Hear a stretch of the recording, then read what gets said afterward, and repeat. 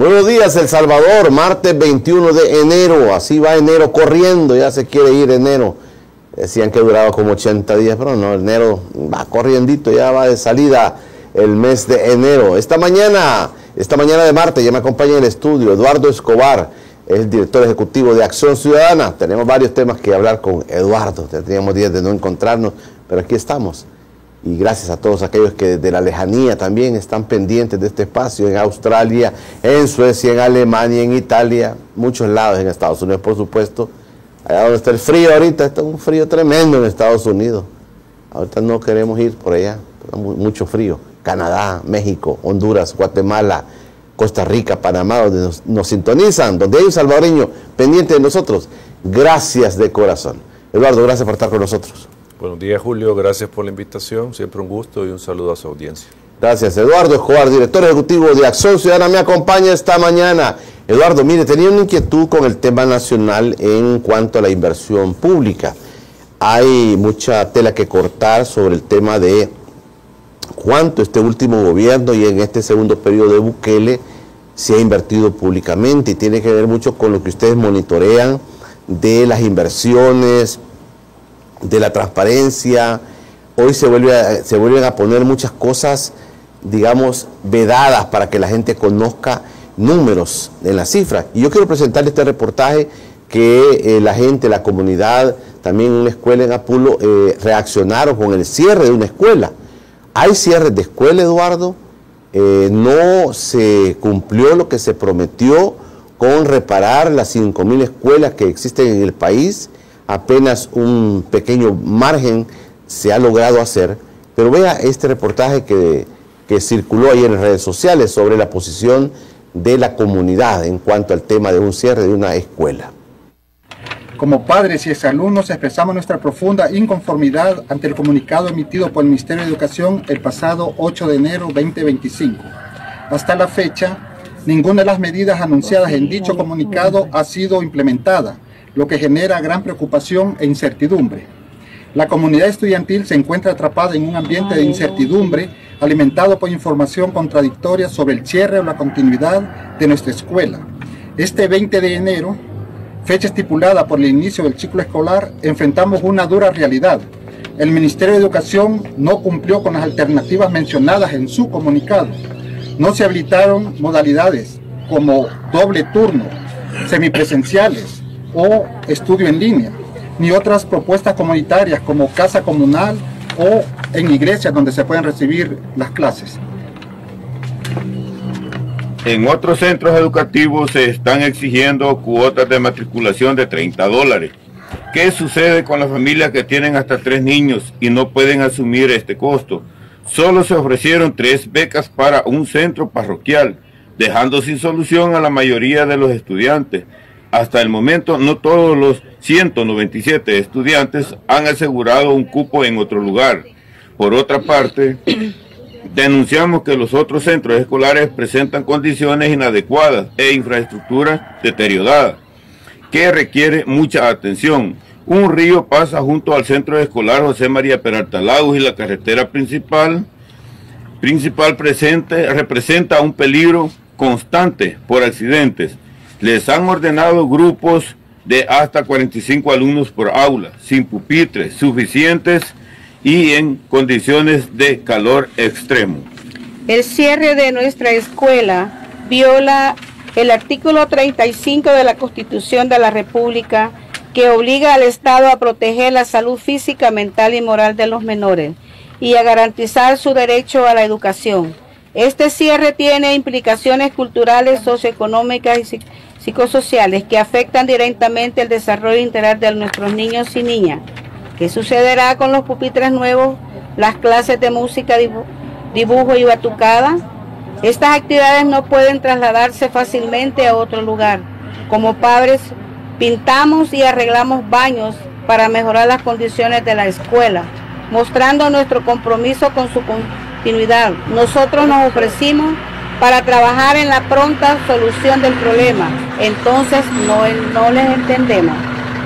Desmentimos.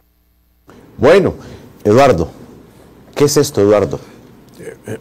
Bueno, obviamente por lo que se ha conocido en otras noticias también, hay varios centros escolares que tienen unas serias deficiencias. De hecho, solo recordaba el maestro que lamentablemente falleció por estar arreglando el techo de la escuela. Los padres en este video lo que dicen es que ellos habían pintado y habían restaurado. Entonces ahí sale la pregunta, ¿y el Estado y el gobierno? ¿Cuál es la inversión entonces que supuestamente está haciendo con el tema de las escuelas? Y de hecho, nosotros como monitoreamos la obra pública, se tiene una de las obras, la restauración, no me recuerdo exactamente el nombre del proyecto, de escuelas públicas. Y nosotros cuando buscamos información en los portales del gobierno, solo encontramos información de una escuela, pero no tenemos, al menos no lo hemos encontrado, la información sobre el resto de escuelas que supuestamente se iban a remozar, ¿verdad? Entonces, ahí es donde viene la pregunta, ¿verdad? Al ver esta situación, ¿qué está haciendo el Estado, qué está haciendo el Ministerio de Educación con el tema de las escuelas? Y lo otro es que cuando se intenta indagar, no se puede encontrar información, porque la información está oculta. Entonces, esta información sería sumamente importante para las comunidades, saber si, digamos, ¿por qué se dio el cierre de esta escuela? ¿Por falta de presupuesto? ¿Porque la infraestructura está dañada? O sea, por ejemplo, o sea, el punto es que esta información no está disponible. Yo invitaría a las personas que aparecen en el video que soliciten información, a ver cuál fue la causa, para que se pueda ver cuál es la causa del cierre de la escuela.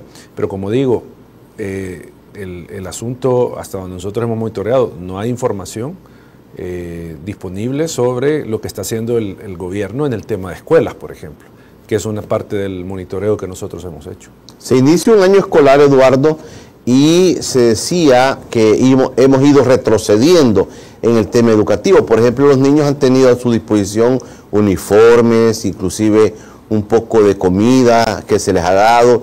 El FMLN puso el tema del vaso de leche. Estas cosas han ido en retroceso. La queja es que ya no se han dado, por ejemplo, en el tema de los uniformes, que ha habido como retrocesos. Se han quejado las costureras y costureros del desastre del tema de la hecha de uniforme. Dicen, no nos han pagado. Estas cosas se pueden verificar también, Eduardo. Hay formas, porque este es como una acción que se ha tomado en los últimos años en el país, que ha beneficiado a la población pobre, a la población estudiantil, pero también se comenta que esto ya casi que no funciona, Eduardo. La vía, obviamente, para verificar, digamos, si está implementada la medida todavía, cuánto se está gastando en esta medida, cuál es el alcance territorial de la medida, tendría que ser por medio de una solicitud de información a las autoridades correspondientes, al Ministerio de Educación. O sea que, pero yo estoy casi seguro que esa información no se entregaría si se solicita. O sea, porque esa es la vía institucional. Yo quiero saber, porque en mi escuela, la escuela donde estudia mi hijo o mi hija, ya no veo el tema del vaso de leche, ya no veo el tema del uniforme, etcétera. O sea, no se ve eso. Entonces la vía tendría que ser, solicito a las autoridades la información de si en mi escuela está implementado o no esto.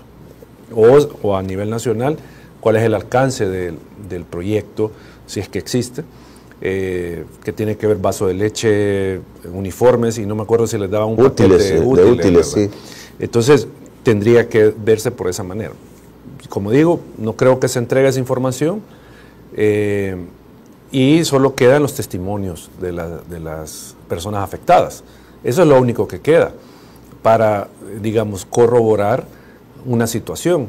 Y estamos llegando a eso en El Salvador en temas de transparencia, que ya no se va a encontrar información pública porque no le conviene al gobierno que se sepan cosas, esconde la información, así manejan la narrativa de que el gobierno, ayer venía escuchando el noticiero estatal, que comienza el año escolar con escuelas con infraestructura mejorada, con tecnología de punta y no sé qué otras cosas más estaban señalando, con mejores condiciones para los alumnos. Ese es el discurso oficial, pero al ver este tipo de situaciones, que no son las únicas, hay más situaciones de estas, contrasta con el discurso oficial, pero ahí es donde viene el punto. ¿Cómo podríamos establecer, digamos, que esta es una situación estructural, ¿sí? Es por la vía de la información que se podría obtener eso. Ahí podemos ver, son 5.000 escuelas en el país, no se han reparado 3.000 durante tantos años, solo hay 1.000 reparadas, en estas no se está implementando el programa. Así se podría conocer el real estado de la educación, de la infraestructura educativa, de las condiciones en que reciben clases nuestros niños y niñas. Pero el Estado cierra la información. Entonces, como digo, la única vía que está quedando es recopilar este tipo de testimonios para, pues, mostrar a la sociedad que el discurso oficial se aleja en mucho de la realidad de la ciudadanía. Pero este tema también, el tema de la medicina, de los hospitales, de las atenciones, también como que va en franco deterioro, porque se puede ver videos, se pueden ver información que viene, por ejemplo, del Seguro Social, donde no hay la atención suficiente, hay queja de la fuga de doctores. Este tema social, Eduardo, también está afectando. Pero yo quiero plantearle a usted el tema presupuestario. También los mismos diputados que han venido por acá nos han contado sobre las reducciones en estos rubros tan importantes de salud y educación, que esta es tal vez una vía para conocer el tipo de apuesta que tiene el gobierno central en torno a los temas estos, el de educación, el tema de salud. Ahí puede uno tener una ventana de por dónde andan las cosas. Julio, yo creo que hay que partir también de algo. No es que el sistema de salud, el sistema educativo, antes, digamos, en el gobierno de Arena, el FMLN, estuviese en perfecto estado. Claro, claro. Habían serias deficiencias. El problema acá es que estas deficiencias se mantienen, pero bajo un discurso que todo está mejor. ¿Qué dice lo contrario? Sí, ese es digamos, el problema, digamos, ante la opinión pública, el problema que hay que advertir. ¿Se mantienen las deficiencias del pasado? En muchos casos sí, pero se está tratando de engañar a la población con el discurso de que todo está mejor, todo está bien. Eso, digamos, por un lado. Y lo otro, el tema de las apuestas, como usted bien lo dice, ¿a qué le está apostando el Estado? ¿Cuál es la gran apuesta del gobierno? El tema de educación, de salud. Podrán decir, el presupuesto de salud se ha incrementado, el presupuesto de educación se ha incrementado, pero obviamente si comparamos el presupuesto de educación y salud en función del PIB, muchos economistas han advertido que no hay una variación sustantiva de que ha incrementado en relación al PIB, al Producto Interno Bruto. El punto acá, Julio, junto con digamos, lo que podríamos decir, fondos insuficientes para salud, para educación, para atender a la población de mejor manera, es lo que nosotros hemos venido señalando, el tema de la falta de transparencia, de cómo se están manejando estos fondos. Porque al final no solo basta con el análisis de si hay suficientes o insuficientes fondos para salud, para educación, sino que el punto es, lo poco que hay o la cantidad que hay se está utilizando bien, se están rindiendo cuentas de cómo se utilizan esos fondos, porque eso también es algo importante para la ciudadanía, porque usted no solo puede conformarse con decir, bueno, en la farmacia tienen del seguro o del Ministerio de Salud, de una unidad de salud, me dieron la medicina que necesitaba y con eso me conformo y no me importa lo demás, porque muchas veces somos así de conformistas. El punto es que usted tiene que estar claro, saber, o le tendría que interesar, de si esa pastilla que usted le dio el gobierno en una unidad de salud se compró al precio adecuado, por ejemplo. No se está, digamos, derrochando dinero que podría servir para que esta medicina esté disponible para más ciudadanos y ciudadanas. O sea, eso es lo que tendría que ver la ciudadanía, cómo se está manejando el dinero, si se está usando bien, como digo, los pocos recursos que puedan haber, si se usan bien y se rinden cuentas. Eduardo, hay en el fondo un tema de la desmejora de la calidad de vida de la gente.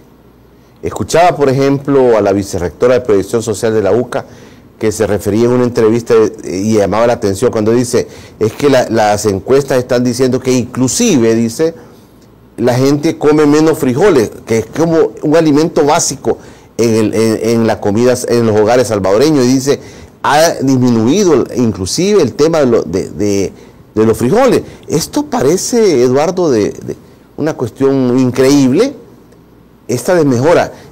Y también, por otro lado, se dice, aquí nadie habla, por ejemplo, de las pensiones, de la mejora de pensiones, aquí nadie habla de mejora del salario mínimo, pero hay en el fondo temas que están en silencio, podríamos decir, que casi no son visibles porque se oculta mucha información, como usted muy bien lo está diciendo, pero en el fondo, Eduardo, nada mejora la calidad de vida de mucha gente. Es que al final, Julio, digamos, nosotros como organización que trabajamos temas de transparencia, no trabajamos la transparencia como un fin en sí mismo. La transparencia es un mecanismo que permite mejorar las condiciones de vida de la población. Para eso es el tema de transparencia, para saber que sus gobernantes están usando bien el dinero, que lo están usando para lo que lo deben usar. Digamos, ese es el fin de la transparencia, permitir esto. Y así la ciudadanía puede exponer ante los gobernantes o exigir ante los gobernantes, usen mejor el dinero, úsenlo para que lo que se necesita, ¿sí? Entonces, como digo, el tema de transparencia no es por un tema político, no es un tema para hacer quedar mal a alguien, no es para molestar al gobierno, sino que es para que la ciudadanía tenga conocimiento de si se están usando bien los recursos estatales para su beneficio. O sea, porque al final, si yo sé que en este hospital todos los recursos están siendo bien utilizados, porque hay información, porque se ve la mejora en la atención, pues bueno, ese es un beneficio para la ciudadanía, la que usa este sistema de salud. Pero ¿qué pasa cuando tengo un mal servicio de salud, no hay medicina, me dejan una cita para 7 meses, y yo veo que tiene el presupuesto tantos millones, y pregunto, mire, ¿para qué están usando este presupuesto? Y me niegan la información. Esa es una ecuación bien complicada para el ciudadano, porque al final el resultado es que su calidad de vida se ve afectada. Sus derechos, el derecho a la salud, a la educación, se vean afectados. Entonces, por eso, y tomando lo que usted planteaba, la desmejora de la calidad de vida, uno de los mecanismos que ayuda a mejorar la calidad de vida de la población es la transparencia, es exigirle a sus gobernantes que rindan cuentas de lo que están haciendo y cómo están manejando los fondos. Hemos retrocedido en temas de transparencia, sin duda. Abismalmente, abismalmente. Antes, como ya se ha dicho, había un Instituto de Acceso a la Información que respondía mayoritariamente a los intereses ciudadanos. Las instituciones respondían entregando la información, muchas veces aunque fuese incómoda, pero entregaban la mayoría de información. Algunas no se entregaba, ¿sí? Que había que llegar al instituto, pero había una fluidez de información. Usted encontraba en los portales información que ahora no encuentra. Entonces, es paradójicamente los que han sido acusados por el actual gobierno y todo su séquito de seguidores de corrupción son los que más información tenían disponible, paradójicamente. Y ahora los que supuestamente están manejando de una manera proba los fondos públicos no tienen nada de información disponible. Entonces usted saque ahí, haga cálculos, ¿verdad? ¿Qué es lo que sucede? ¿Por qué está cerrada la información? ¿Por qué no hay información? Entonces, sí, hay un retroceso grande en materia de acceso a la información, en materia de transparencia, en estos últimos años, o sea, que se ha agravado cada año. Entonces, y esto hay evidencia, o sea, no es, como decimos, venir a hablar por hablar en contra de, sí, sino que nosotros que trabajamos estos temas, evidenciamos el cierre de la información que cada día se va, como decimos, agravando. ¿Qué significa, digamos, el cierre? Si un medio de comunicación, por ejemplo, tiene que ir al lugar, sacar ese tipo de información como la que vimos en Dolores Apolo ahorita, en una escuela, ese tipo de información van a ser de ahí, Eduardo, porque no puede estar nada oculto tampoco, pues tiene que haber una forma de descubrir qué está pasando en el país. Y como usted dice, no es tema de molestar a nadie, es tema de que todo lo que se dice se pueda comprobar. Le pongo un ejemplo. Una persona en Estados Unidos me decía que la calidad de la salud de El Salvador había aumentado muchísimo, porque hoy me dijo, se tiene un hospital que es de los mejores de América Latina, me dijo la persona. Y además, me dijo, yo vi en los videos, me dijo, que hoy a la gente que está grave en los lugares la llevan en helicóptero a los hospitales.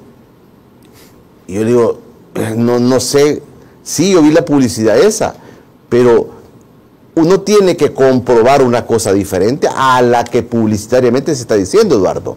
Claro, es que ahí, como le decía hace un momento, Julio, porque está cerrada la información, por las vías oficiales usted no va a obtener esos datos. O sea, no va a poder corroborar si es cierto o no el discurso oficial con la información. Antes usted lo podía hacer.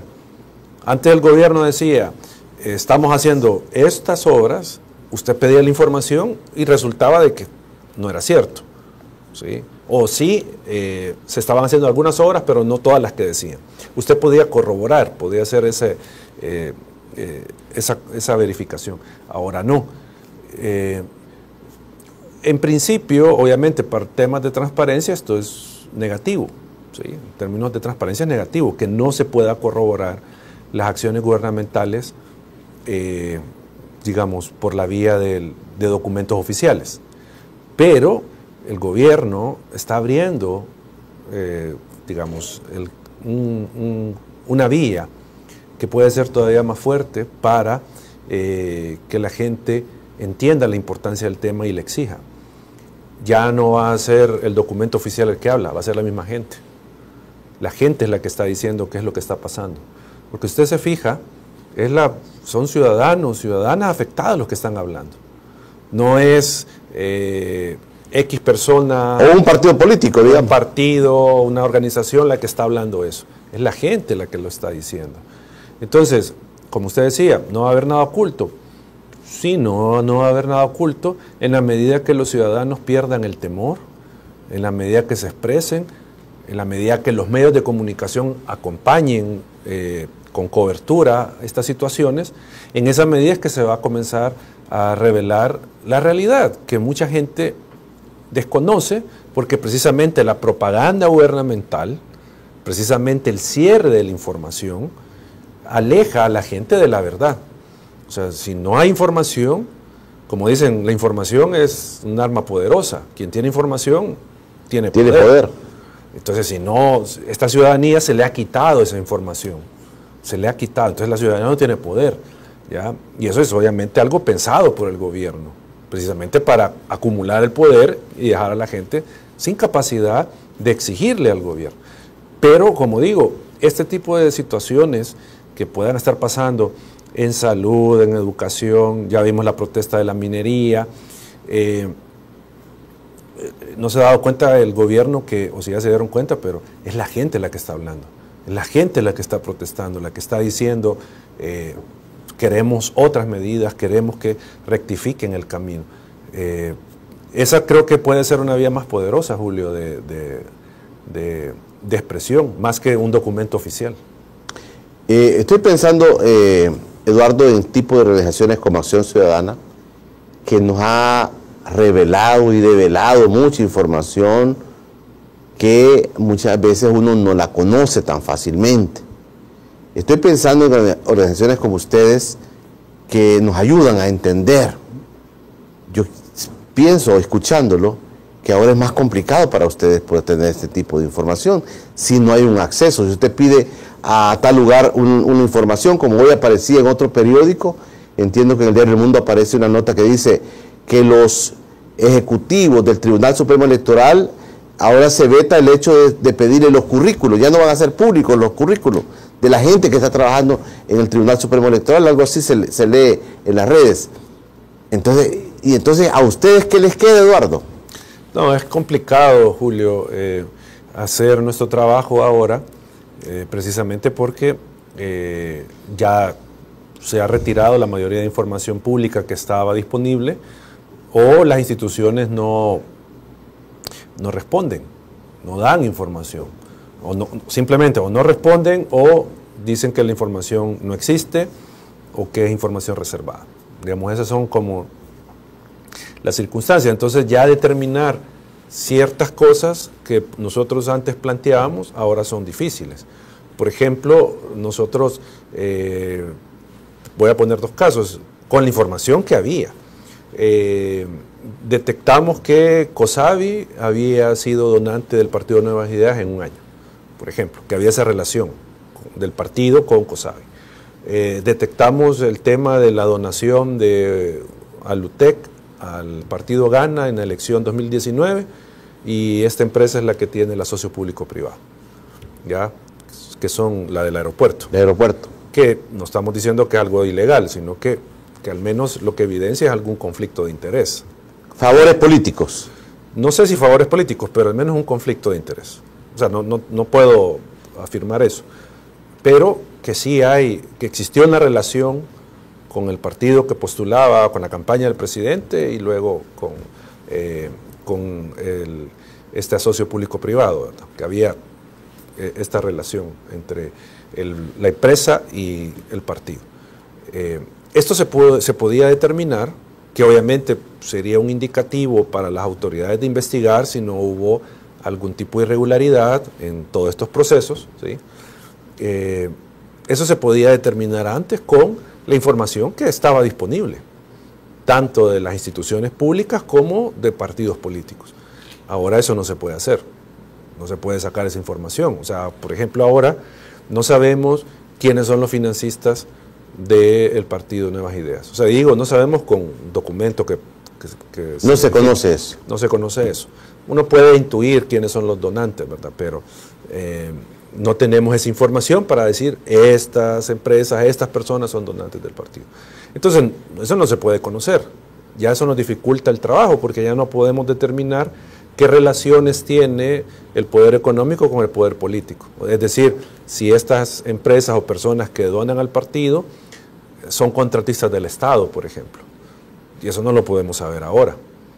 O sea, si usted pide la información, si acaso le entregan quiénes son las empresas que están contratadas por el Estado para prestarle servicios, si en caso está, y si en caso se lo entrega, usted puede ver eso, pero no sabe si estas empresas, estas personas han aportado al partido político, han financiado la campaña del partido. ¿Ya? No se sabe eso. Entonces, sin duda, Julio, está siendo más complicado el trabajo de las organizaciones, de la prensa misma, de informar a la ciudadanía cuando hay un cierre de información. Eduardo, voy a hacer la pausa. Le quiero plantear lo siguiente. ¿Frente a qué estamos, Eduardo, en torno a la ciudadanía? ¿Es que habrá nuevas formas de expresión? ¿Habrá nuevas formas de organización? La gente dice, hay que organizarse. Así como esta gente, Dolores Apulo, que acabamos de ver en la escuela, dicen, hay nuevas formas de organización. La gente no pensando en partidos políticos que estén al frente de esto. Ayer la diputada Marcela Villatoro acá decía que ella fue al plantón que se dio el domingo en la Binaes con el tema en contra de la minería. Y dijo, yo fui en calidad de una persona común, no fui como política, no fui como diputada. Fui nada más así, tranquila, a apoyar. Igual creo que dijo Claudio Ortiz sobre el tema. Es que son nuevas expresiones de la sociedad, Eduardo, que se van a venir cuando, por ejemplo, si usted toma posición sobre un tema, usted está favoreciendo a los mismos de siempre, usted está favoreciendo a Arena Frente, o sea, fácilmente lo descalifican. ¿Qué ve usted, Eduardo? Y hoy tenemos un tema tan difícil como el tema de la minería. ¿Habrá nuevas expresiones de la sociedad? Le pregunto. ¿La ciudadanía tendrá que buscar nuevas formas de expresión? Eduardo Escobar conmigo esta mañana, es director ejecutivo de Acción Ciudadana, que me acompaña y que ha venido por muchos años brindando información. Ya lo acaba de confirmar Eduardo. es más complicado para las ONGs, para las organizaciones, dar información, develar información que se podía copiar, tomar de las instituciones del Estado. Hoy es muy complicado, en todos los aspectos es muy complicado. Se dice el presidente del Banco Central de Reserva, se aumentó el salario, y se había dicho antes que ganaba $41,000. Dicen ahora se aumentó el salario, entonces le queda la duda a uno, y esto es así, es cierto esto. Pero Eduardo dice una gran verdad, o sea, la información que pueden hacer de las instituciones está vetada. Vamos a hacer la pausa, vamos a regresar y le voy a leer comentarios que están llegando de todas partes del mundo. Eduardo, dice el maestro Pacetino, dice, a los directores de las escuelas y a docentes en general les prohíben denunciar los problemas básicos de las escuelas. Por eso la población asocia que todo va bien. Interesante, interesante. Bueno, dice, saludos Julio y Eduardo, qué alegría ver el despertar de nuestro pueblo. Hoy la Binaes es símbolo de lucha, dice Juan Ruiz desde Maryland. Los países eligen delincuentes confesos, drogadictos, homosexuales, y dice, y esto repercute en la transparencia, libertad de expresión, violación a derechos humanos y un robo galopante en recursos públicos, creando tiranos y mafias con poder. Buenos días, don Julio. Por favor, pregúntele a su invitado, ¿qué se puede esperar de un gobierno que en materia de inversión de fondos prefiere hacerlo en utilizar recursos como el MOP para arrancar afiches de postes que las organizaciones usan para protestar, pero no los utiliza para levantar escuelas? Si lo hubiera hecho, aunque sea una escuela por semana desde el primer día, cuando dijo Bukele, le ponen otro nombre, aún era constitucional. Ahora más escuelas estuvieran recibiendo a más niñas y niños y en buenas condiciones. Buenos días, don Julio. Saludos para usted y su invitado. En los gobiernos de Arena y Frente todo estaba bien, se cumplían las leyes, en cambio con el gobierno de todo el país estaba patas arriba, pero como eso quería el pueblo, ahí tienen las consecuencias. Girón Víctor dice, no quieren terengos allá. ¿Dónde es allá? Explicando bien, Víctor. Jorge R. dice, buenos días, don Julio, su invitado. ¿Cuál es la función de la acción ciudadana? Porque escucho que dice que las personas indaguen el por qué la cerraron. Ana Rocibel Chávez, qué lástima que la educación va en retroceso. Hay materias que ya no son necesarias, pero las de sociales, ¿por qué la quitaron? Hay historia, digamos que del mundo. Mayra Montiel, la maestra Zúñiga, dijo la semana pasada que se habían cerrado 11 escuelas y que les habían dicho a los padres de familia que no lo denunciaran. Valerie dice, Trump cree que todavía hay maras en El Salvador, ¿por qué? Charman Aguilla dice, Julio, pregúntele por favor qué opina de las prevenciones que hicieron los funcionarios de las comunidades internacionales, ayer. Sobre los alimentos, directores obligan con cuotas para alimentos a las madres, les dicen que es voluntario, pero luego están exigiendo si la madre no da los $10 al año. Y también por otra vía dice, buenos días Julio, a su excelente invitado, muchas gracias por transmitir estos temas tan importantes y por darnos la oportunidad de expresarnos ante la situación que estamos viviendo. La lucha continúa, dice, yo digo no a la minería.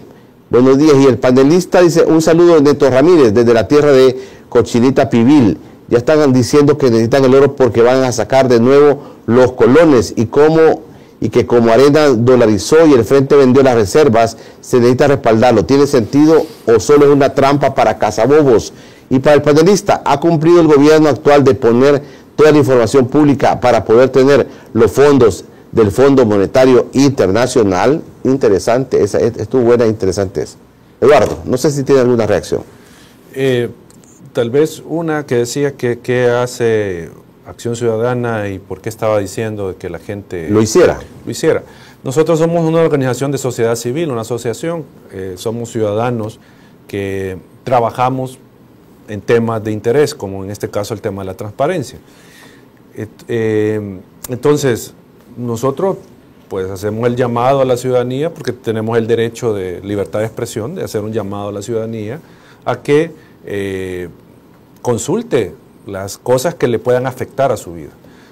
Eso es lo que, digamos, hacemos, es el llamado, pues no es que nosotros seamos una autoridad pública o cosas por el estilo, sino que somos ciudadanos que estamos organizados y llamamos a otros ciudadanos a que se organicen para la defensa de sus derechos. Eso es lo que hacemos. Con el tema del fondo, sería interesante ver bajo qué condiciones se firmó y si hay condiciones de transparencia, ¿verdad? Habría que conocer. Yo no estoy al tanto si tiene alguna condicionante de transparencia el acuerdo que han tomado. Se dice que sí tiene. Pero habría que ver cuáles y en qué sentido, ¿verdad? Y a saber si el fondo tendrá la capacidad de hasta conocer si efectivamente toda esa información está disponible o no, o solo son cierto grupo de información que debe tener disponible el Estado. No sé, habría que indagar. Eso podría reaccionar a los comentarios, porque la mayoría eran comentarios más que preguntas. Eduardo, comienza el año con un tema muy difícil, duro. El presidente Bukele revierte la ley contra la minería y pone una ley de minería que se va a permitir la explotación minera en el país nuevamente. Hay una protesta, a mí me parece, desde lo que yo veo, una protesta con algunos visos, digamos, de ser como una protesta diferente. Me llamó la atención, y lo decíamos ayer acá, veíamos muchos jóvenes metidos en este tema de la minería, contra la minería. Hay muchas expresiones en el país. La misma Iglesia Católica, como usualmente no lo hace, ha sido contundente en su oposición a este tipo de tema. ¿Qué está viendo usted, Eduardo, con este nuevo tema que hoy estamos en la discusión, que hoy estamos hablando todos los días de ello? Bueno, con las formas de expresión, Julio, siempre se ha tenido, digamos, dos vías de expresión política para la ciudadanía. Uno, organizándose, ¿sí? Organizándose en diferentes movimientos, asociaciones, etcétera. O sea, siempre ha estado ese canal. Y está la otra vía, la vía de organizarse como partido o integrar un partido político. Digamos. Son las dos vías de expresión política que se han tenido, y ahora se suma las redes sociales, ¿verdad? Que es otra vía de expresión política. Yo creo, Julio, que eso se mantiene, digamos, se mantiene ahí como vía de expresión.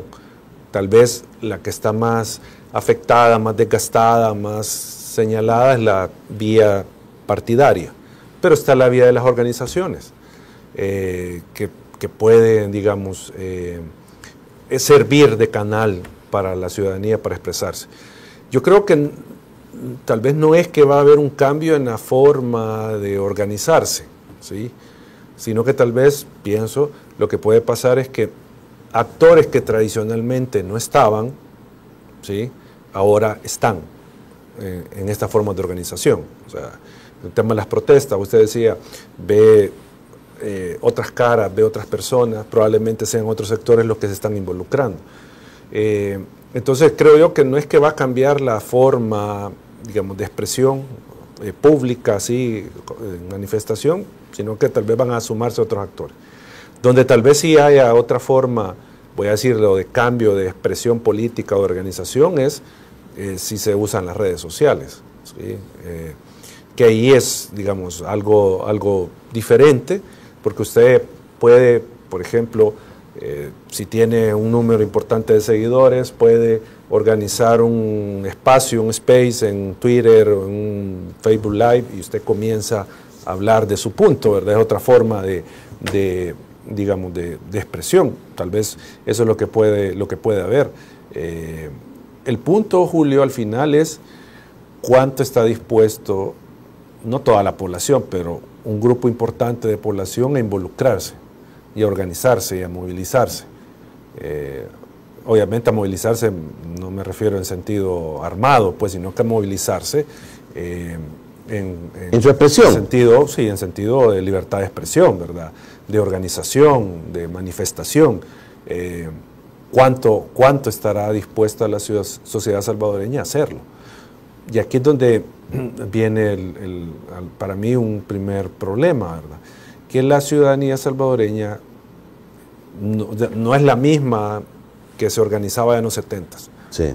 O sea, eso poco a poco se vino desmontando y ahora no tenemos esas expresiones masivas, aunque hemos tenido expresiones importantes en los últimos años de manifestaciones, pero digo, esa capacidad de movilización y de compromiso de la ciudadanía de salir y protestar, no sé, no lo veo presente de una forma masiva, porque yo sé que el gobierno al ver estas expresiones lo ve, digamos, de reojo, pero yo creo que se asustarían al ver, por ejemplo, si tuviéramos marchas como el 15 de septiembre, ¿se acuerda?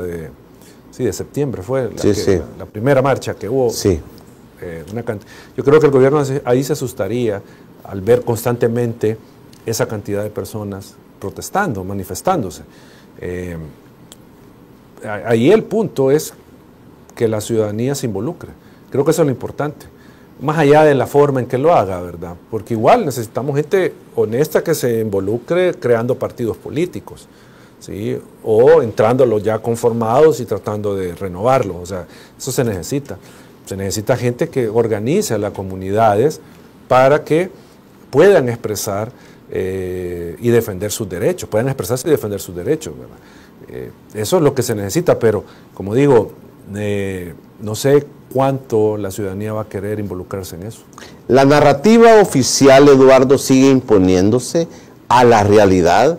Muchos lo ven así, dicen, la realidad es una cosa y la narrativa oficial es otra. Por ejemplo, muchas personas en Estados Unidos, en otros países, ven al país de una manera diferente. Mucha gente cree que todo lo que ve ahí, ¿verdad?, es una cosa, una construcción hecha, por ejemplo.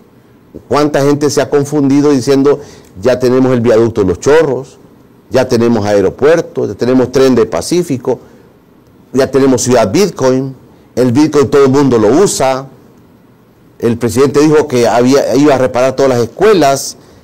Esa es una narrativa, digamos, pero ¿qué tanto, Eduardo? O sea, el gobierno sigue apostándole a eso, sigue invirtiendo muchos recursos en eso, en contra de la realidad que puedan estar viviendo los salvadoreños. Sí, porque le funciona. O sea, el gobierno, digamos, sabe que, por ejemplo, mucha de la población que emigró de acá del país era población que, digamos, no estaba involucrada, no conocía temas políticos, no sabía el funcionamiento de las instituciones, qué hace una fiscalía, qué hace... O sea, en general no estaba informada de eso, ¿sí? Llegan a Estados Unidos, pues allá tienen que trabajar de sol a sol para lograr vivir y mandar su apoyo económico a las familias acá, y caen presa de la desinformación de muchos youtubers, de la propaganda del gobierno, porque también mucha de la gente en Estados Unidos se informa por esa vía. Yo diría que esa es como la vía predilecta de información, YouTube y Facebook. Ahí se informan. Entonces, si es una ciudadanía que no estaba informada de la situación real del país, de lo que pasaba a nivel político, y ahora usted le suma que tiene 10 youtubers desinformándolo, más de lo que ya estaba, entonces es ciudadanía que cae fácilmente al discurso oficial y creen que El Salvador es, ¿cómo se llama?, una maravilla. De hecho, hace poco había un video de un compatriota en el exterior que, bueno, salía hasta insultando a la gente que estaba en contra del presidente. Y decía, vamos a votar por el presidente, y hace su exposición. Luego, con todo el tema del reordenamiento y no sé qué otras cosas más, alguien tuvo el tiempo de ir a buscar el video del fulano ha hecho otro video quejándose del gobierno, diciendo que están afectando a la gente pobre, que su abuela o su tía le quitaron el espacio donde ella tenía su negocio, se lo han cerrado o se lo prohibieron, no me recuerdo. Entonces, ese tipo de gente que digamos, porque él vive en Estados Unidos, por lo que se ve, cae presa de la desinformación. Cree de que el país están pasando cosas, que es la tierra de la libertad y todo esto, creen que están pasando cosas favorables para la gente. Pero cuando lo golpea la realidad, con lo que le pasa a la abuela, creo que la abuela ahí es cuando entienden de que esto no es así. Vino un mexicano, hablaba maravillas del Salvador, vino a hacer un video y en el parque Cuscatlán, creo yo, lo estaban cuestionando, no sé si la policía o los del CAN, que qué estaba haciendo ahí. Y entonces él se queja en redes sociales de que estaba siendo, digamos, atacada su libertad y todo esto. Entonces, el punto es, la propaganda gubernamental, la desinformación que acompaña a todas las acciones del gobierno generada por youtubers y toda esta gente, obviamente tiene un impacto que le beneficia al gobierno, porque la gente se cree eso, la gente cree las cosas, y entonces eso es lo que lo mantiene vigente al gobierno. Porque si la gente en Estados Unidos o aquí mismo tuvieran, digamos, una mayor conciencia de la realidad, sería diferente, porque la gente que dice, que escuchó ayer lo que yo le decía, comenzamos un año escolar con escuelas con infraestructura mejorada, con tecnología, y al ver a estas personas que sus hijos se han quedado sin escuela y sus hijas, eso choca con el discurso. O sea, eso a mí al menos me llevaría a cuestionarme, bueno, ¿y por qué el gobierno está diciendo esto y está pasando esta situación de esta escuela que está cerrada, por ejemplo, o el profesor que lastimosamente falleció por ¿qué tiene que estar haciendo un profesor arreglando el techo? ¿Qué tienen que estar haciendo los padres de familia arreglando y pintando? Si es el Estado el que está obligado a dar ese servicio de educación pública, ¿verdad? Y de hecho lo prometió el Estado, el presidente dijo que iba a hacer repararlas. eso. Y falleció una persona por estar reparando algo que no le correspondía. Estos padres de familia han invertido sus recursos en mejorar las condiciones a su escuela, ¿sí? Cuando es el Estado el que debería de dar una situación básica de educación, pero bueno. Ok, Eduardo Escobar conmigo. Eduardo, nada más tengo algunas inquietudes con esto de la minería. Eduardo, hay situaciones que tienen que ver con la vida. Mucha gente aquí lo ha planteado así, pero ya está la ley aprobada, no hay vuelta atrás, esto va a funcionar. Yo le quería preguntar puntualmente, Eduardo, ¿qué es esto y cómo la población tiene que defenderse? Porque dicen que es cuestión de vida. Los mismos sacerdotes, la Iglesia Católica ha dicho, hay que proteger la vida. Y tiene que ver con la ciudadanía en general. Por eso le pregunto, Eduardo.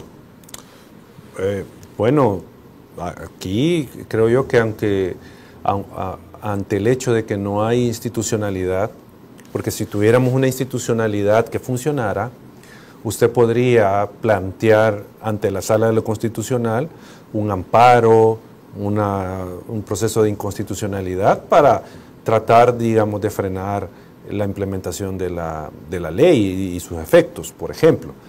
Si hubiese una institucionalidad o una Procuraduría para la Defensa de los Derechos Humanos que se pronunciara, que emitiera algún tipo de pronunciamiento, de señalamiento contra el Estado por aprobar este tipo de normativas. O sea, si hubiese ese mecanismo, se podría usar, ya se podría usar y se podría esperar tal vez algún resultado favorable. Pero como no lo tenemos, o sea, está ahí las instancias, pero sabemos que no funcionan en favor de la ciudadanía, sino que del gobierno.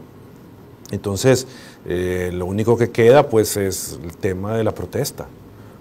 Eso es lo único que queda. O sea, yo digamos, no se me ocurre otra manera, pues, porque también es un poco complicado, Julio, decirle a la gente, bueno, si llega una explotación minera, salga y proteste, cierre la calle y todo. Les pueden aplicar el régimen de excepción también. O sea, es complicado. O sea, es una situación complicada porque, como digo, lo único que queda es manifestarse y protestar, pero muchas veces estas manifestaciones se pueden ver, digamos, expuestas a que el gobierno diga, no, les vamos a aplicar el régimen de excepción. Y esa es, digamos, la forma en que muchas personas han dicho que se ha procedido con el reordenamiento de San Salvador. Eso lo ha documentado algunos medios de comunicación, de que les han dicho, si usted no se sale, le vamos a aplicar el régimen de excepción, por ejemplo. Entonces, es, digamos, una situación complicada, que obviamente las personas de las comunidades son las que tienen que medir hasta dónde pueden llegar. El presidente dijo que los primeros beneficiados son los que viven alrededor de la mina, porque van a tener sus propiedades, van a incrementarse el valor de sus propiedades. Esta cuestión también se dice no sé si en broma o en serio, dicen muchas redes sociales, dicen que nos corresponde un lingote de oro a cada uno de los salvadoreños y que por eso hay que explotar y que el oro va a sur, porque estamos debajo de una capa de oro. Esas cosas están diciendo y la ciudadanía está un poquito diciendo esto técnicamente es así o no es así.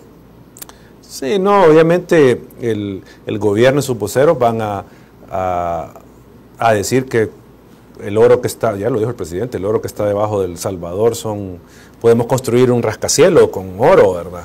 Con el que está debajo del subsuelo. Pero obviamente eso es una propaganda, eso es una campaña.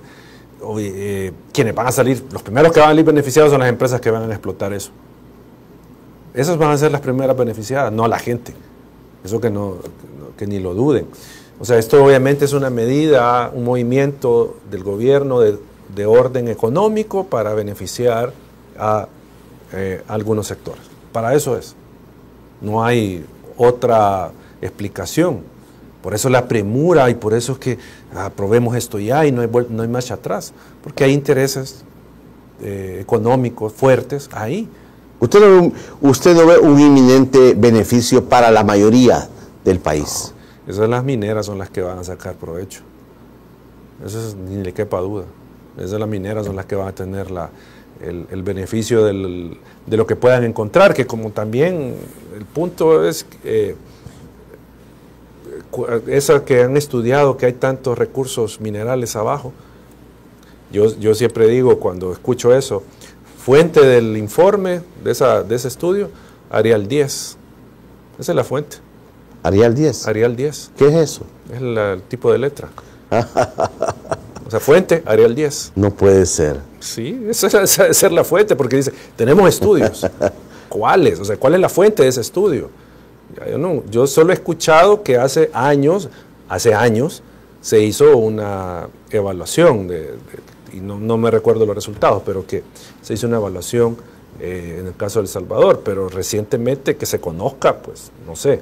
Y a mí me suena más como digo, ¿cuál es la fuente de la información? De que hay yacimientos enormes debajo de la tierra salvadoreña. Dijo la diputada Marcela Villatoro ayer que en 2 horas se había aprobado la ley. Sí, o sea, pero por eso digo, hay intereses económicos de por medio. Ya, y los primeros beneficiados van a ser las mineras que se establezcan. Esas van a ser quienes se van a lucrar realmente de todo esto. Consecuencias de tipo social, de tipo de salud, todas estas cosas pudieran estarse dando en el país. El presidente dijo que las mineras nunca habían contaminado en el país nada. Bueno, cuando hay evidencias. Evidencias, ¿verdad? En otros lados. Cuando estaba permitida la minería de contaminación. Sí, hay evidencias. Como digo, en este momento lo que queda es simplemente manifestarse en contra de este tipo de medidas que tienen un potencial daño para la sociedad. Eso es lo que queda en este momento, ¿verdad? Asumiendo ese riesgo de hacer ese tipo de manifestación, de protestar, porque no queda de otra, Julio. ¿Usted cree que podrían haber acciones de la gente que proteste, acciones así como imponer el régimen de excepción para eso? Puede ser, o descabezar el movimiento, buscar a los cabecillas, los que están organizando a la gente, para imputarles cualquier tipo de delito y descabezar el movimiento. Eso es lo que pueden hacer. Tienen a la fiscalía, tienen al órgano judicial, pueden hacer cualquier cosa de estas. Y así usted quita, digamos, quienes están organizando a la gente. Los tiene guardados un par de meses, un par de años, y en lo que se baja el polvo de la minería. Ok, Eduardo, gracias por estar con nosotros. No, gracias a usted por la invitación, un saludo a la audiencia. ¿Qué hay de agenda de Acción Ciudadana en los próximos tiempos? Estamos con... Hoy me puse un poco así inquieto de que la información que es base para ustedes no la tienen y que es más difícil trabajar. Sí, estamos con un par de informes que se están trabajando y que en un par de meses tal vez tengamos noticias de esos informes. ¿En qué temas? Estamos con un tema, la evaluación del proceso de elección del fiscal, por ejemplo. cómo se dio el proceso, si hubo una diferencia, si se eligió con base al mérito, estamos viendo todas esas partes. Y un tema que tiene que ver con los presupuestos de las instituciones de control. ¿Cuánto es que reciben las instituciones de control de presupuesto? Que obviamente son las instituciones que tienen que ver con el combate a la corrupción, con la prevención de la corrupción, con la transparencia. Entonces, para ver qué recursos tienen asignados y ver, digamos, qué áreas han tenido incrementos o recortes de presupuesto. Por ahí va la actividad en estos meses de la organización. ¿Nos avisa y los presentamos acá? Claro, claro, con gusto, con gusto. Eduardo Escobar, director ejecutivo de Acción Ciudadana, me acompaña esta mañana.